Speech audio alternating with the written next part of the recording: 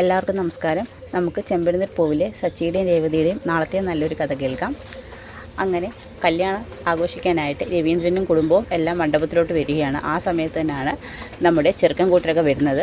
നമ്മുടെ ചെറുക്കൻ്റെ മാമനാണ്, നമ്മുടെ ശ്രുതിയുടെ മലേഷ്യൻ അമ്മാവനായിട്ടുള്ള വീരാനാണ്. ജയപാലൻ എന്ന് വിളിക്കുന്ന യഥാർത്ഥ പേരുള്ള വീരാനാണ് ചെറുക്കൻ്റെ അമ്മാവൻ. അങ്ങനെ കല്യാണത്തിൻ്റെ ആഘോഷമൊക്കെ തകൃതിട്ട് നടക്കുകയാണ്. ആ സമയത്ത് അവിടെ വെച്ച് വീരാനെ ശ്രുതി കാണുന്നുണ്ട്. ശ്രുതി വീരാൻ്റെയൊക്കെ ചോദിക്കും, നിങ്ങൾ എന്താ ഇപ്പം ഇങ്ങോട്ട് വന്നേന്ന് ചോദിക്കും. ഇത് അന്യരുടെ കല്യാണമൊന്നുമല്ല, ഇതെൻ്റെ പെങ്ങളുടെ മോൻ്റെ കല്യാണമാണ് എന്ന് പറയും. ചോദിക്കും, പെങ്ങളുടെ മോന്? ആ അതെ, ഫെബിൻ എൻ്റെ പെങ്ങളുടെ മോനാന്ന് പറയും. അയ്യോ വീരാനെ ചതിക്കലേ, നീ എന്താ ഇവിടെ? അത് എൻ്റെ അച്ഛൻ്റെ ഏറ്റവും അടുത്ത സുഹൃത്ത് അശോകനങ്ങളുടെ മകളുടെ കല്യാണമാണെന്ന് പറയും. എല്ലാവരും ഇവിടെ വന്നിട്ടുണ്ട്, നിങ്ങളെ ഇപ്പോൾ ഇവിടെ കണ്ട പ്രശ്നമാവുമെന്ന് പറയും. നീ എന്തേ പറഞ്ഞത്? അതുകൊണ്ട് തൽക്കാലത്തേക്ക് ബിരാൻ ഒന്ന് മാറി നിൽക്കുക, വിവാഹത്തിന് ശേഷം ബിരാൻ ഇങ്ങോട്ട് വന്നാൽ മതി എന്ന് പറയും. നിനക്ക് കാര്യം പറഞ്ഞാൽ മനസ്സിലാവത്തില്ല, ഇതിൻ്റെ പെങ്ങളുടെ മോൻ്റെ കല്യാണമാണ്. അവനെ ഞാൻ എൻ്റെ സ്വന്തം മകൻ്റെ സ്ഥാനത്താണ് കാണുന്നത്. അവൻ്റെ കല്യാണത്തിന് മുൻകൈ എടുത്ത് നിൽക്കേണ്ടതാണ് ഞാൻ. എന്നെ ഈ സമയത്ത് ഇവിടെ കണ്ടില്ലെന്നുണ്ടെങ്കിൽ അത് ശരിയാവത്തില്ലെന്ന് പറയും. അങ്ങനെ ശ്രുതി കാലിലൊക്കെ വീണ് കാല് പിടിച്ച് കരയുകയാണ്. ആ സമയത്ത് അയാൾ തീർത്ത് പറയും, വീരാൻ പറയും, പറ്റത്തില്ല ശ്രുതി, നീ എന്ത് പറഞ്ഞാലും എനിക്കിവിടെ മാറി നിൽക്കാൻ പറ്റത്തില്ല.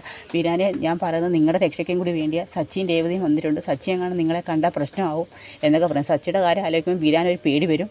എന്തൊരു കഷ്ടം, ഏത് നേരത്താണോ ആ മീരെ എനിക്ക് പരിചയപ്പെടാൻ തോന്നിയെന്നൊക്കെ പറഞ്ഞുകൊണ്ട് വീരാൻ പറയും, തൽക്കാലത്തേക്ക് ഞാൻ മാറി നിൽക്കാം. വീരാൻ വിഷമിക്കേണ്ട, ഞാൻ വിവാഹത്തിൻ്റെ വീഡിയോ എടുത്ത് കാണിച്ചു തരാമെന്ന് പറയും. വീഡിയോ എന്നൊക്കെ പറഞ്ഞ് ദേഷിച്ച് വീരാനങ്ങ് പോവുകയാണ്. സച്ചിയുടെ കാര്യം ആലോചിക്കുമ്പോൾ ഒരു പേടിയുമുണ്ട്.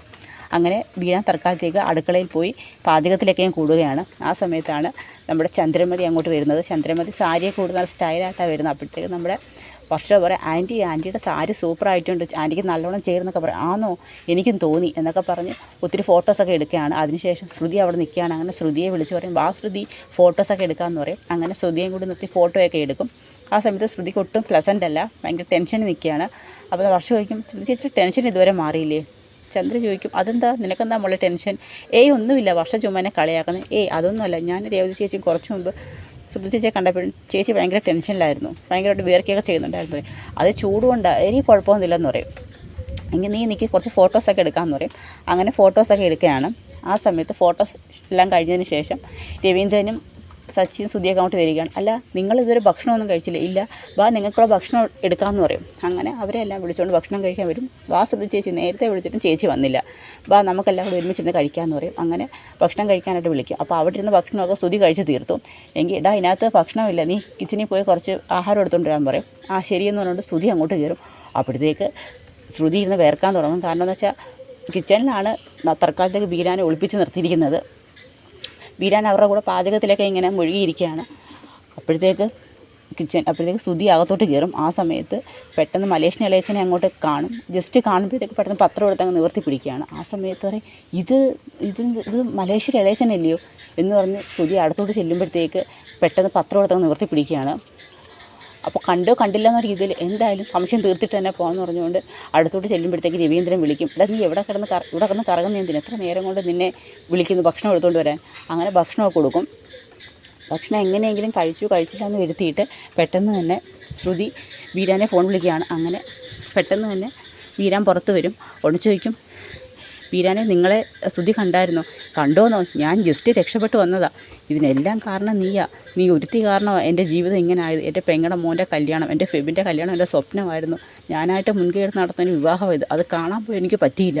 നീ ഒരുത്തി കാരണം എൻ്റെ ജീവിതം ഇങ്ങനെ ആയെന്ന് പറയും. ഏത് നേരത്താണാവോ നിന്നെ സഹായിക്കാനായിട്ട് എനിക്ക് തോന്നിയത് എന്നൊക്കെ പറഞ്ഞുകൊണ്ട് ശ്രുതിയെ കുറ്റപ്പെടുത്തും. വീരാനെ പ്ലീസ്, എൻ്റെ അവസ്ഥ ഇങ്ങനായി പോയതുകൊണ്ടാണെന്നൊക്കെ പറഞ്ഞ് ശ്രുതിയെ കാല് പിടിച്ചും ക്ഷമ ചോദിക്കുകയാണ്. അതിനുശേഷം കല്യാണം കാണാൻ പറ്റാത്ത വിഷമത്തിൽ അന്നിങ്ങനെ മണ്ഡപത്തിന് പുറകെ നിൽക്കുകയാണ്. അങ്ങനെ കല്യാണം അങ്ങ് നല്ല സന്തോഷമായിട്ട് കല്യാണം നടക്കും. പക്ഷേ കല്യാണം നടന്നതിന് ശേഷം പെണ്ണിനെ കാണാൻ പോലും നമ്മുടെ വീരാന് പറ്റത്തില്ല.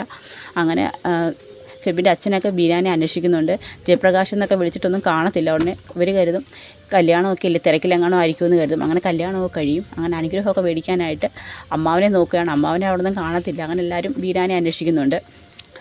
ആ സമയത്ത് തന്നെയാണ് നമ്മുടെ ശ്രുതി അവിടെ നിൽക്കുന്നത്. ശ്രുതി അവിടെയൊക്കെ നോക്കുകയാണ്, വീരാൻ ഇടയ്ക്ക് അങ്ങനെ വന്നിട്ടുണ്ടോ നോക്കിയപ്പോൾ അവിടെ ഒന്നും വീരാനെ ഒന്നും കാണത്തില്ല. ആ ഒരു സന്തോഷത്തിലാണ് ശ്രുതി. അപ്പം വീരാൻ അവിടെ നിന്ന് ഇങ്ങനെ വിഷമിച്ച് നിൽക്കുകയാണ്. എന്നാലും എനിക്ക് കല്യാണം ഒന്നും കാണാൻ പറ്റില്ലോ എന്ന്. എന്തായാലും പോയി ചെറുക്കനെയും പെണ്ണിനെയും ഒന്ന് ഒളിഞ്ഞെങ്കിലും നോക്കാമെന്ന് കരുതി പതുക്കെ വീരാൻ അങ്ങോട്ട് വരുന്നുണ്ട്. ആ സമയത്താണ് സച്ചി പുറത്ത് നിൽക്കുന്നത്. അങ്ങനെ സച്ചി പുറത്ത് നിന്നിട്ട് അകത്തോട്ട് കയറി വരികയാണ്. ആ സമയത്ത് നോക്കുമ്പോൾ അവിടെ നമ്മുടെ വീരാൻ നിൽക്കുന്നു. അപ്പോഴത്തേക്ക് പെട്ടെന്ന് തന്നെ ഇളയച്ച എന്ന് വിളിക്കുമ്പോഴത്തേക്ക് നമ്മുടെ വീരാൻ തിരിഞ്ഞു നോക്കുകയാണ്. അപ്പോൾ തന്നെ സച്ചിക്ക് മനസ്സിലാവും ഇത് മലേഷ്യൻ ഇളയച്ചനാണെന്ന് പറഞ്ഞുകൊണ്ട്. അപ്പോഴത്തേക്ക് നമ്മുടെ വീരാൻ ഒന്നും ഒരു വല്ലാത്തൊരവസ്ഥ നിൽക്കുകയോ, പേര് വിളിക്കുകയും ചെയ്ത് തിരിഞ്ഞു നോക്കി ഒന്നും പറയാൻ പറ്റത്തില്ല. അപ്പോഴത്തേക്കാണ് നമ്മുടെ ഫെബിൻ്റെ അച്ഛൻ അങ്ങോട്ട് വരുന്നത്. അല്ല, അളിയൻ ഇവിടെ നിൽക്കുകയാണോ, വാ ചെറുക്കനും പെണ്ണിനും ഒക്കെ അനുഗ്രഹം കൊടുക്കണ്ടായെന്ന് ചോദിക്കും. ഉടനെ നമ്മുടെ സച്ചി ചോദിക്കും, അളിയനോ? ആ, ഇതാണ് ഫെബിൻ്റെ ഒരേ ഒരു അമ്മാവൻ, ജയപ്രകാശ് എന്ന് പറയും, വീരാനെന്ന് വിളിക്കും. വീരാനോ? അങ്ങനെ അവിടെ സച്ചി ഇങ്ങനെ നോക്കി നിൽക്കുന്നിടത്താണ് നമ്മുടെ നാളത്തെ കഥ അവസാനിക്കുന്നത്. അപ്പോൾ ഇതിൻ്റെ ബാക്കി കഥയായിട്ട് നാളെ കാണാം. അപ്പോൾ എല്ലാവർക്കും വീഡിയോ ഇഷ്ടമായ ഒന്ന് സബ്സ്ക്രൈബ് ചെയ്ത് സപ്പോർട്ട് ചെയ്യണേ.